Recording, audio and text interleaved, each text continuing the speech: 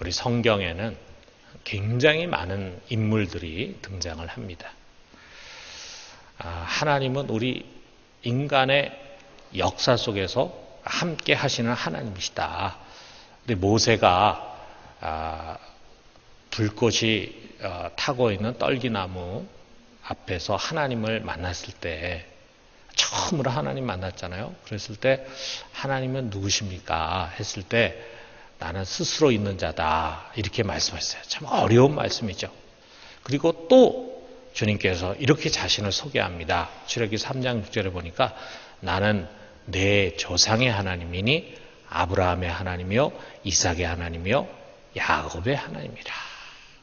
그냥 전능하시고 영원무궁하시고 모든 존재 근원의 근원이 되시는, 그래서 우리와는 전혀 다른 차원의 그런 하나님일 뿐만이 아니라 그 하나님은 우리 부족한 인간들의 삶 속에 오셔서 우리를 교훈하기도 하시고 때로는 위로하기도 하시고 때로는 교육하기도 하시고 때로는 분노하고 책망하고 그리고 징계하시는 인격의 하나님이시다 이거죠. 그렇기 때문에 우리는 하나님과 관계한 사람들 속에서 하나님을 보게 됩니다. 우리가 야곱의 삶을 연구하다 보면은요, 자연히 야곱의 하나님을 만나게 됩니다. 야곱이 어떻게 행동할 때 하나님이 기뻐하셨는가, 이걸 보면서 우리도 그렇게 행동해야 되겠다 배웁니다. 야곱이 어떻게 행동했을 때 하나님이 책망하시더라, 그걸 보면서 우리가 우리는 그렇게 해서는 안 되겠다 하는 것을 배운다 이거죠. 그렇기 때문에 우리 성경 속에 이 믿음의 사람들을 연구하는 것은 곧 그들과 함께 하신 하나님을 배우는 것이고 알아가는 것입니다. 성경에 이 많은 사람들을 기록한 이유와 목적이 뭐냐면 그들에게서 일어난 일이 우리들에게 본보기가 되게 하기 위한 것이다 그랬어요. 고린도전서 10장 11절에 보니까 그들에게 일어난 이런 일은 본보기가 되고 또한 말세를 만난 우리를 깨우치기 위하여 기록되었느니라. 그래서 여러분, 우리는 이 성경 속에 참 본보기가 되는 내용들이 많이 있는데, 이제 앞으로 우리 수요 기도회, 우리가 매주일 제가 가급적 서지만 혹시 서지 못할 때를 제외하고 우리 매주 수요 기도회 이 성경 인물들을 한번 추적을 해봅시다. 그래서 거기서 정말 보배와 같은 신앙의 지혜를 얻을 수 있기를 바랍니다. 자, 그 제일 첫 번째 인물은 아벨이라는 인물이에요. 첫 번째 사람은 아담이지만 아담 믿음에서 실패한 사람입니다. 근데 그 아담과 하와의 둘째 아들이 바로 아벨입니다. 근데 우리가 교회 다니는 사람들은 무슨 아벨 하면 머릿속에 떠오르는 것이 있죠. 제사와 제물. 그 이외에 그 사람에 대해서 자세한 설명이 없습니다. 지금으로 한다면 예배와 헌신이에요. 근데 여러분, 우리가 신앙생활 하는데 하나님과의 관계에서 이보다 더 기본되는 것이 있을 수 있을까? 우리가 하나님을 뵙고 만나는 것, 그것이 바로 예배입니다. 그분의 은혜에 감사하면서 예물을 드리는 것, 이것이 바로 헌신입니다. 이 두 가지 행위가 우리의 신앙생활에 있어서 가장 중요한 것이다, 이렇게 말할 수 있잖아요. 근데 오늘 이야기는 바로 그 가장 중요한 것에서 성공한 사람과 실패한 사람의 이야기예요. 하나님은 하나는 그와 그의 예물을 받으시고 다른 하나는 그와 그의 예물을 받지 않으셨어요. 사실 우리 눈으로 왜 한 사람 받고 왜 한 사람 안 받았나, 이거 분별하기 굉장히 어렵습니다. 아담이 자기 두 아들 가인과 아벨이 제사 드린 모습을 자세히 관찰을 하면서 이래서 첫째 아들 가인은 하나님께 받아들여지지 않고 이래서 둘째 아들은 받아들여졌구나 라고 하는 것을 캐치할 수 있었을까? 아마 하지 못했을 겁니다. 자, 우리 1000명의 성도들이, 어른 성도들이 주일에 와서 이제 예배를 드리는데, 그리고 그들이 헌금을 합니다. 그런데 그게 정말 제대로 드리는 예배인지 제대로 드리는 헌금인지를 누가 분별할 수 있겠어요? 목사가 어떻게 분별하겠어요? 우리는 모르죠. 그런데 하나님은 아신다. 하나님. 우리가 목사 앞에 예배 드립니까? 교인들 앞에 예배드립니까? 하나님 앞에 예배드리는 거잖아요. 근데 그 하나님 보신다. 이 사람이 정말 아벨과 같은 제사를 드리고 있는 건지 가인과 같은 제사를 드리고 있는 건지 하나님 아신다. 근데 우리는 모릅니다. 그 사람이 겉으로는 멀쩡히 고개도 끄덕끄덕거리면서 예배드리지만 그 사람의 속은 지금 다른 데 가 있는 사람이 있을 수 있다 이거예요. 어렵습니다. 어쩌면은 내가 과연 제대로 된 예배를 드렸는가라고 하는 것을 나 스스로 분별하기도 어렵다 이거예요. 그렇기 때문에 여러분 우리는 이 하나님 말씀에 겸손히 귀를 기울여야 합니다. 뭐 때문에 하나님은 아벨을 받으셨는지, 뭐 때문에 하나님은 가인을 거절하셨는지, 우리와 너무 밀접한 관계를 갖고 있는 중요한 교훈이 담겨 있다 이거죠. 자, 우리가 먼저 이 제사의 배경을 한번 상상해 봐요. 상상이라는 표현은 우리가 성경에 보면은 모든 것을 다 자세하게 설명하지 않습니다. 그래서 그 행간을 우리가 잘 한번 상상을 해보는 게 필요해요. 그러나 너무 엉뚱한 상상을 해서는 안 되지만 우리가 성경의 내용을 잘 앞뒤를 분석해가지고 그 생략되어 있는 내용을 한번 찾아보는 거예요. 자, 이게 우리가 잘 아는 것처럼 하나님이 선악과를 먹지 말라 그랬는데 아담과 하와가 그것을 따먹어서 결국은 죄를 짓고 그 아름다운 에덴에서 쫓겨났죠. 에덴에서 쫓겨난 다음에 그들이 첫 아들을 낳게 됐습니다. 그래서 그 첫 아들 자기하고 똑같이 생긴 자기와 똑같은 형상을 가진 애가 생산됐을 때 얼마나 놀랬겠어요. 얼마나 기뻤겠어요. 얼마나 신기했겠어요. 뭐 우리가 지금 애를 낳을 때는 이미 여러 사람들이 애를 낳는 모습 보니까 뭐 다 그렇게 낳나 보다 하겠지만 최초의 인간이 처음으로 애를 낳았을 때 얼마나 신기했겠어요. 그때 그 이름을 가인이라 지었어요. 그 뜻이 뭐냐면 얻었다 하는 뜻이에요. 내가 애를 만들었다 또는 낳았다 이런 것이 아니라 얻었다. 1절에 보니까 내가 여호와로 말미암아 등남하였다. 하나님이 나에게 이 아들을 주셨다 하는 거예요. 그리고 얼마나 시간이 흘렀는지 모르지만 시간이 흐른 뒤에 둘째 아들 낳습니다. 그런데 이번에 이름을 아벨이다 지었는데 그 뜻이 뭐냐면 공허하다, 허무하다 그런 뜻이에요. 굉장히 부정적인 표현이죠. 첫째 아들을 낳았을 때는 뭔가 막 기쁨이 느껴지는데 둘째 아들을 낳았을 때는 굉장히 어두운 그런 느낌을 받습니다. 왜 그럴까? 우리가 상상해 보면은 그들의 삶이 그만큼 힘들어졌어. 첫 아이가 참 고달픈 인생길에서 큰 기쁨이었는데 애 키우는 게 쉽겠어요. 그러다가 이제 둘째를 낳았을 때는 신기함도 사라지고 뭔가 깊은 허무감이 느껴졌을 거라 이거예요. 그래서 그 아이 이름을 허무, 고달픔, 공허함 이렇게 이제 지은 것입니다. 자, 이제 두 아들이 점점 자라가지고 성인이 됩니다. 가인은 뭘 했냐면 아버지 아담을 따라서 농사를 짓는 일을 하고 아벨은 양을 쳤다 그랬어요. 그러면서 그들은 하나님께 제사를 드렸다 그랬습니다. 자, 그럼 우리가 이제 또 질문을 던지는 거죠.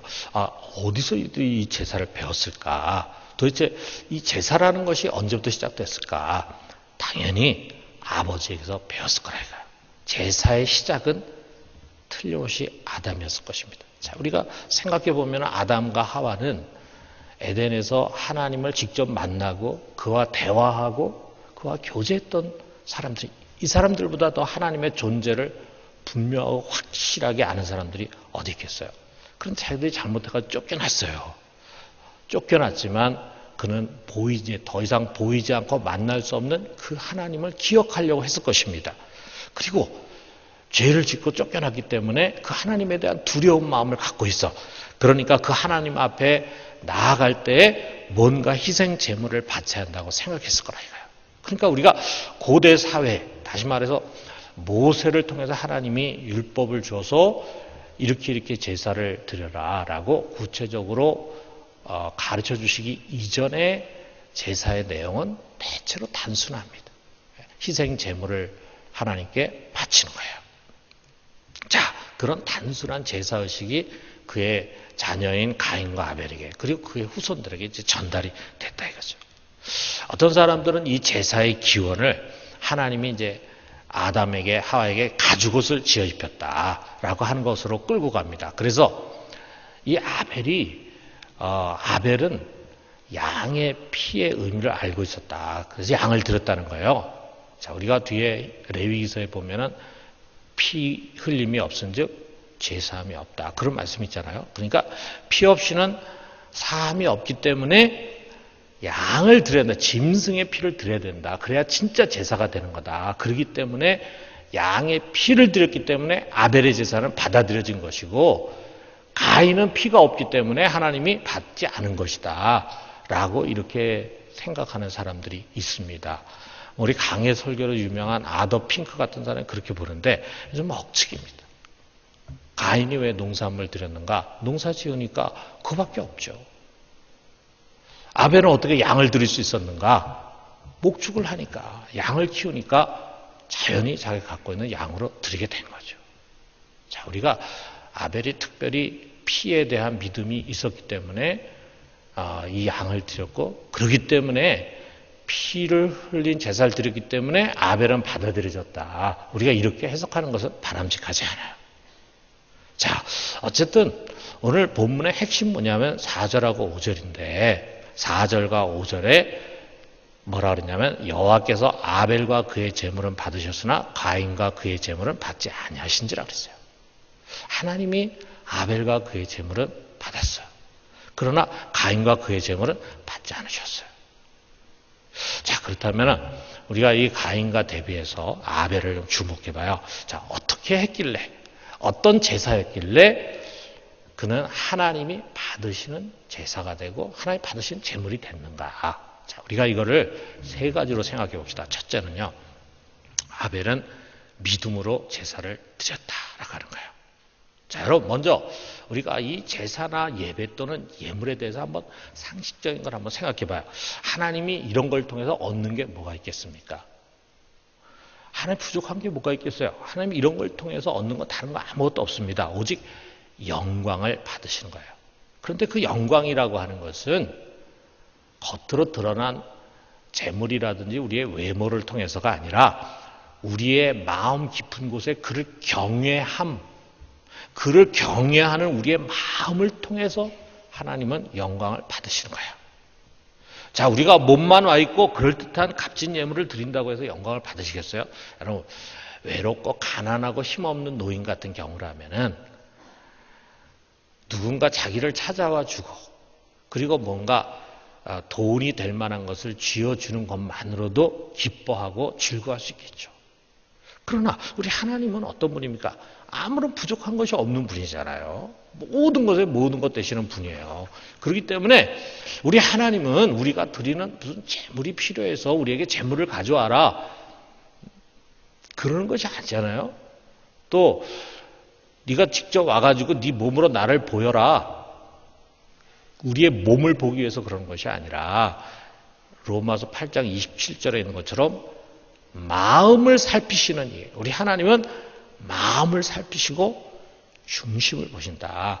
우리의 가장 깊은 내면을 하나님은 보려고 합니다. 그래서 우리가 예수님께서 하나님은 영이시니 하나님께 예배드린 자는 영과 진리로 예배드려야 된다. 우리가 영으로 예배드린다 할 때 영이라는 건 여러분 우리 영은 가장 깊은 곳에 있는 것이잖아요. 겉으로 온갖 것을 포장해도 과연 그 영이 하나 바르게 서 있는가라고 하는 게 예배의 중심이잖아요. 자, 그 가장 깊은 내면에 무엇이 있어야 되느냐? 무엇이? 거기에 믿음이 있어야 돼. 믿음. 아무리 좋은 예물을 갖다 드리고 아무리 그럴듯한 경건한 포즈를 취한다고 해도 우리의 내면 가장 깊은 곳에 하나님 보시려고 하는 것은 믿음. 하나님이 아벨에게서 본 것은 바로 이 믿음이에요. 자, 히브리서 11장 4절에 보니까 이렇게 이제 아벨에 대해서 우리에게 설명을 해주고 있습니다. 믿음으로 아벨은 가인보다 더 나은 제사를 하나님께 드림으로 의로운 자라 하시는 증거를 얻었으니 하나님이 그 예물에 대하 증언하심이라. 그가 죽었으나 그 믿음으로써 지금도 말하느니라. 이 히브리서 저자가 이 창세기에 있는 내용을 해석한 거예요. 자, 아벨 속에는 믿음이 있었고 가인에게는 없었다. 물론 창세기에는 그런 내용이 나오지 않죠. 그런데 성경이 그 성경의 부족한 부분을 채워주는 거예요. 그럼 우리가 다른 성경을 통해서 이 성경을 해석할 수 있는 거예요. 자, 아벨 속에 뭐가 있었느냐? 믿음이 있었다. 가인 속에 뭐가 없었냐? 믿음이 없었다 이거예요. 그리고 그 믿음이라는 것이 아벨의 제사를 가인보다 훨씬 나은 것이 되게 했고, 그러하여금 의인의 칭호를 얻게 했는데, 의인의 칭호를 얻었다는 것은 하나님이 옳다고 인정하는 사람이 된 것이라. 여러분, 참 우리에게 있어서 예배만큼 중요한 게 어디 있겠습니까? 하나님 우리에게 가장 중요한 분이잖아요. 근데 그 하나님 앞에 나아가서 우리 그분을 뵙고 그분을 영화롭게 해드리는 일이 예배라고 할진데, 여러분 우리의 삶에서 예배보다 중요한 게 어디 있겠어요? 그런데 우리가 가장 중요하게 생각되는 그 예배가 하나님께 연락돼야 되지 않겠어요? 우리가 매주일 예배를 드리는데, 수요일에 와서도 예배를 드리는데, 우리가 드리는 그 예배가 그냥 땅으로 사라지는 것이 아니고 하나님이 거부하고 받지 않는 것이 아니라 그분이 그 예배를 받고 그래서 그걸 통해서 나를 받으시고 영광을 받으신다면 여러분 우리의 신앙은 성공하는 신앙이 되는 것이 아닙니까? 자, 그러기 위해서 꼭 가져야 할 것이 뭐냐? 예배 드릴 때는 믿음이 있습니다. 믿음.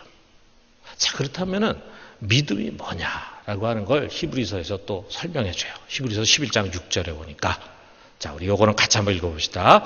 믿음이 없이는 하나님을 기쁘시게 하지 못하나니 하나님께 나아가는 자는 반드시 그가 계신 것과 또한 그가 자기를 찾는 자들에게 상 주시는 이심을 믿어야 할지니라.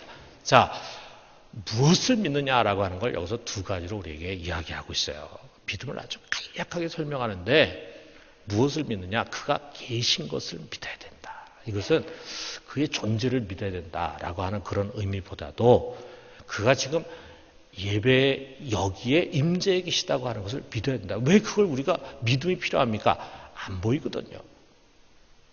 보이지 않는 것의 증거가 믿음이거든요. 그분이 보인다면 믿음이 뭐가 필요하겠어요? 여러분 지금 여기 제가 있다는데 믿음이 필요합니까? 제가 여기 있다는 것을 여러분이 그냥 눈으로 보고 확인하는 것일 뿐이지 믿음이랄 필요 없잖아요. 그런데 지금 여기 보이지 않는 하나님이 와 계시다라고 하는 그것은 우리가 믿음이 없이는 알 수가 없다. 알 수가 없어요. 자, 여러분 우리가 예배를 드리는데 그분이 지금 여기 예배 가운데 와 계신 것을 믿지 않는 사람이라고 한다면 누구에게 예배를 드리고 있는 겁니까? 예배 대상이 도대체 누굽니까? 자, 우리가 예배라고 하는 것이 그분을 만나고 경배하는 것이라고 할 때, 그 앞에 엎드려 절을 하는 것이라고 할 때 도대체 누구를 만나고 있는 것입니까? 그렇기 때문에 우리가 진짜 예배가 되기 위해서는 그가 계시다는 것, 그가 여기에 임재해 계시다고 하는 것을 믿어야 합니다. 여러분, 이 시간 보이지 않지만 우리 주님께서 이곳에 임재하셔서 우리의 모든 찬양과 경배를 받으심을 믿으시기 바랍니다. 그리고 또 뭘 믿어야 된다 그러냐면 자기를 찾는 이에게 상 주시는 이심 믿어야 된다 그랬어요. 상 주신다. 자기를 찾을 때 상을 주신다라고 하는 이야기는 하나님 예배 반응하시는 분이라는 말이에요. 반응하시는 분. 우리가 하나님 앞에 드리는 헌금을 하나님 받으시는 거예요. 그냥 우리가 헌금함 속에 집어넣는 거 아닙니다. 우리가 헌금계 속에 집어넣는 거 아닙니다. 그분이 받으시는 거예요. 그리고 그걸 받고 기특해 하시는 거예요. 야, 어떻게 마치 예수님께서 그 과부가 2렙돈을 헌금계에 넣는 것을 보고 기특해 하신 것처럼 자기의 전 재물을 바쳤다. 그 재물 속에 그 하나님에 대한 깊은 사랑을 보게 되잖아요. 그래서 기특해 하시는 거예요. 또 우리가 기도할 때 귀를 기울이고 응답하십니다. 또 우리가 찬양할 때 하나님이 막 기쁘게 영광을 받으시는 거예요. 또 우리가 그분의 음성에 귀를 기울이려고 할 때 그분이 우리에게 말씀을 주시는 거예요. 그래서 우리가 하나님 앞에 갈망하면서 그를 구하고 나아갈 때 은혜를 주시는 분이다. 다시 말해서 상을 주시는 분이다. 이것을 우리가 믿는 것이라 이거예요. 여러분, 우리가 살아있는 예배를 드릴 수 있는 것은 이것처럼 그분의 임재 그리고 그분의 반응을 우리가 믿기 때문입니다. 우리 그분의 임재를 믿지 않고 반응을 믿지 않으면요, 우리가 살아있는 예배를 드릴 수가 없어요. 그냥 형식적인 예배는 드릴 수 있을지 모르지만 살아있는 예배는 드릴 수 없다. 근데 가인에게는 이 믿음이 없었습니다. 그는 아마 그냥 부모가 어려서부터 하라고 시킨 대로 그냥 제사를 드렸을 거예요. 그냥 습관대로 제사를 드렸을 것입니다. 하나님이라고 하는 인격자 앞에 그는 서질 않았어요. 안 보이니까. 그냥 아버지가 하던 대로 자기도 그냥 곡식단 가지고 그게 제물로 그냥 바치고 그렇게 했을 거라. 마치 빈 껍데기만 남은 모태 신앙인들을 생각하게 합니다. 습관을 따라서 주일날 다른 곳에 가지 않아. 모태 신앙인들은 주일날 다른 곳에 가지 않습니다.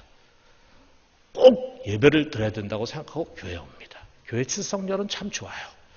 예배 잘 참석하는데 문제는 뭐냐 하면은 아무 느낌도 없고 아무 감격도 없고 아무 은혜도 없이 예배를 드려요. 그리고 돌아갑니다. 왜? 이유가 뭡니까? 믿음이 없거든요. 믿음이.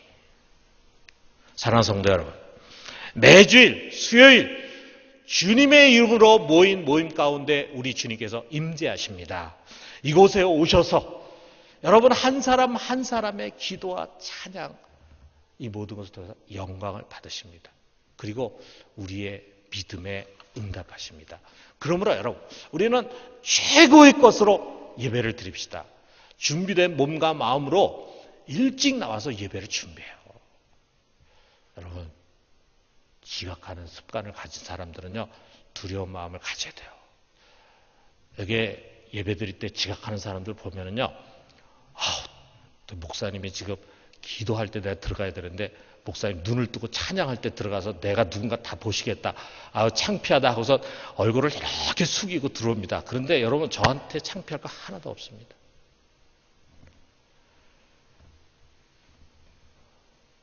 우리 하나님이 나를 어떻게 생각하실까? 이걸 생각해야 돼요. 여러분, 찬양 하나하나에 믿음을 담아서 올려드려야 합니다. 믿음을 담아서. 가사 하나하나에 나의 믿음을 담아서 하나님께 올려드리는 거예요. 여러분, 기도 하나하나에 여러분의 믿음을 담아서 기도해야 합니다. 오늘 여러분 같이 기도할 때 그냥 맹순 중언부언 그래 하지 마세요. 뭐 소리를 내서 하건 아니면은 묵상을 하건 상관은 없지만 여러분 속에 믿음을 담아야 합니다. 내가 지금 드리는 이 기도 그분이 듣고 계시다. 내가 드리는 이 기도에 대해서 그분은 어떤 모양으로든지 반드시 응답하실 것이다. 믿음을 담아서 기도를 드려야 돼요. 선포되는 말씀, 여러분 그것을 믿음을 담아서 받아야 합니다. 사람의 말이 아니라 하나님의 말씀이다 생각하고 내 마음을 열고 듣고 순종하려고 할 때 말씀이 그 속에서 역사한다 이거야. 그래서 여러분, 우리는 매주일 하나님이 받으시는 살아있는 예배를 드릴 수 있게 되기를 주님의 이름으로 축원합니다. 두 번째로 아벨의 믿음은 제물로 표현됐대. 여러분, 가인은 어떤 제물을 드렸냐면 땅의 소산으로 제물을 삼아 여호와께 드렸다 그랬어요. 그래서 평범한 표현이죠. 땅의 여러 소산 중에 한 부분을 드렸다는 얘기죠. 만일 아벨이 가인과 똑같은 태도로 드렸다면 양으로 제물을 삼아 드렸다. 가인은 땅의 소산으로 제물 삼아 드렸고 아벨은 양으로 제물을 삼아 드렸다. 이렇게 표현했어야 될 거예요. 그런데 그렇게 표현하지 않습니다. 아벨에 대해서 어떻게 표현했냐면 그냥 양이 아니라 양의 첫 새끼와 그 기름으로 드렸다. 이렇게 표현하고 있어요. 어떤 의미를 담고 있습니까? 아벨은 그냥 양을 드린 것이 아니라 양의 첫 새끼를 드렸어요. 그 중에서도 기름을 드렸어. 이거는 무슨 뜻이냐면 최고 중에서 최고를 드렸대요. 최고 중에서 최고. 여러분, 여러분이 정말 사랑하고 존경하는 사람에게는요, 정말 귀하다고 생각하는 사람에게는요, 가장 좋은 것을 드리고 싶습니다. 그런데 여러분, 지나가는 거지에게 뭘 주려고 할 때 좋은 거 잘 안 주잖아요. 집에서 쓸모없는 거, 가치 없는 거, 먹다 남은 거, 그런 거 주게 되잖아요. 하찮게 생각하니까. 정말 하나님을 귀하게 생각한다면 그 예물이 그것을 증언합니다. 가장 귀한 것, 가장 값비싼 것, 그것이 아벨이 드린 제물이었어요. 하나님이 그 예물에 대해서 증인입니다.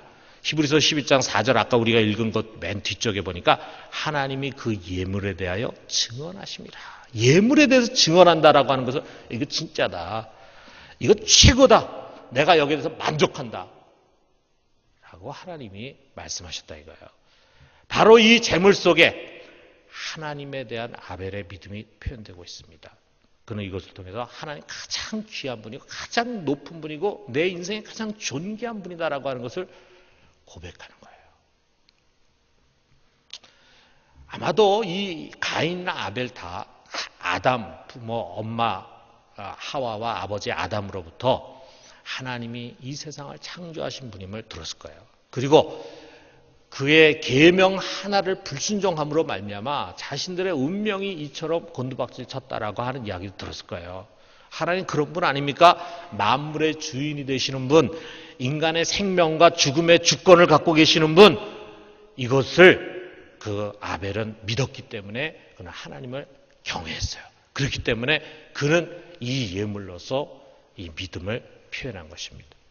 그러나 가인에게 있어서는 하나님 대단한 분이 아니었습니다. 우선되는 분이 아니었습니다. 그의 예물이 이것을 말해주고 있어요. 여러분, 여러분의 헌금은 무엇을 말하고 있습니까? 여러분의 헌금. 그것은 양의 첫 새끼와 그 기름과 같은 것입니까? 과연 그 예물은 하나님, 당신은 나의 가장 귀한 분입니다. 라는 고백이 담겨져 있습니까?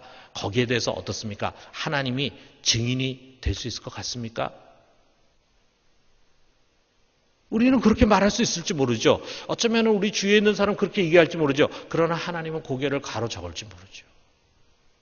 여기에 아벨의 제물에 대해서는 하나님이 증인이 되셨어요. 이것은 최고의 것이다.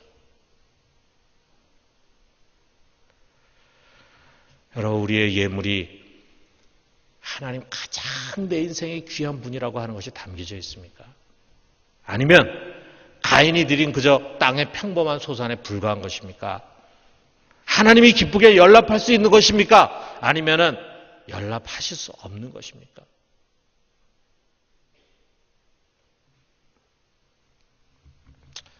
아벨 이후에 우리 인간은요, 결국 마음이 아니라 그 마음이 담긴 물질을 통해서 하나님 앞에 인정받았습니다.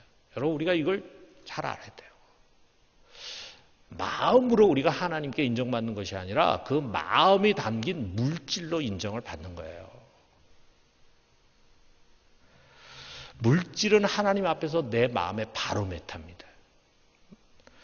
그럼 그것이 죽은 믿음인가? 아니면 산 믿음인가는 보이지 않는 마음으로 증명되는 것이 아닙니다. 그 보이지 않는 마음을 표현하는 제물로 증명이 되는 것입니다. 여러분 속지 마세요.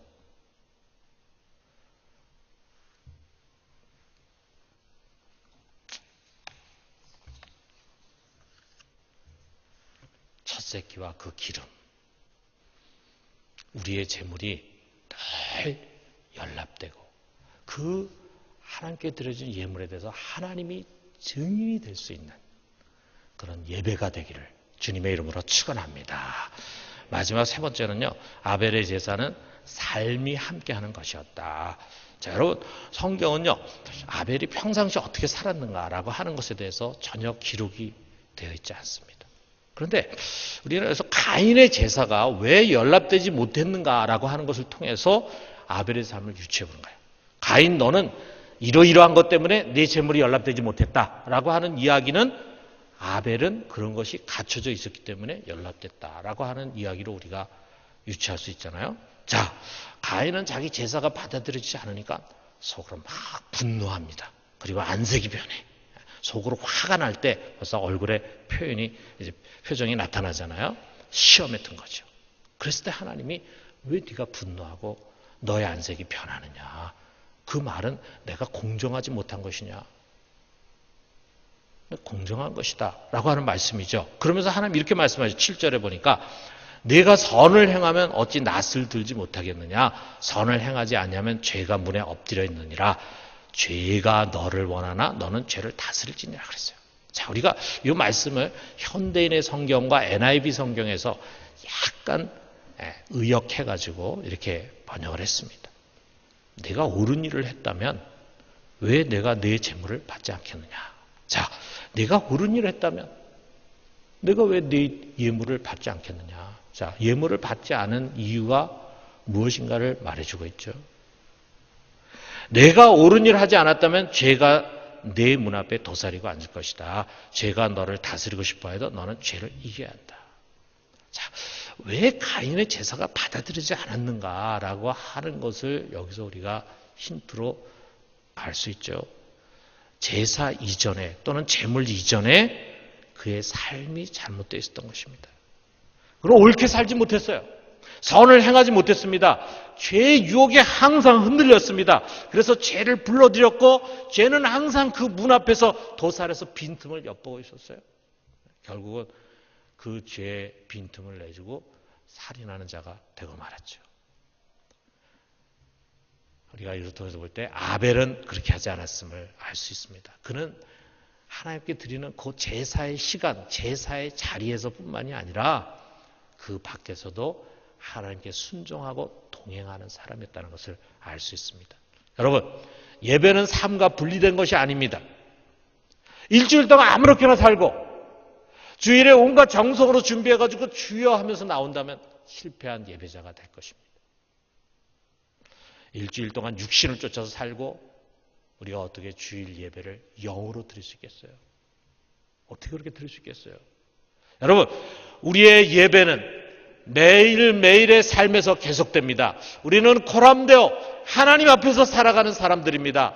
우리는 흩어져서 매일매일 일상의 자리에서 주님을 섬기고 예배하다가 주일에 교회에 모여서 성도들과 함께 주님을 섬기는 것, 이것이 바로 예배입니다. 자, 말씀 맺겠어요. 우리 히브리서 11장 4절에 보니까 이런 말이 있습니다. 그가 죽었으나 그 믿음으로써 지금도 말하느니라. 비록 아벨은 자기의 형의 손에 비참하게 죽었습니다. 불행한 종말이죠. 그렇지만 오히려 우리는 그의 믿음의 소리를 듣게 됩니다. 뭐라고 그가 말할까? 가인처럼 실패하지 말아라. 하나님 앞에서 믿음으로 최고의 예배를 드려라. 최고의 예물로 그를 영화롭게 해라. 그리고 모든 삶에서 그분께 순종해라. 그럼 우리 이 아벨의 믿음의 말대로 우리 모두가 최고의 예배자가 될 수 있기를 주님의 이름으로 축원합니다. 우리 같이 기도합시다.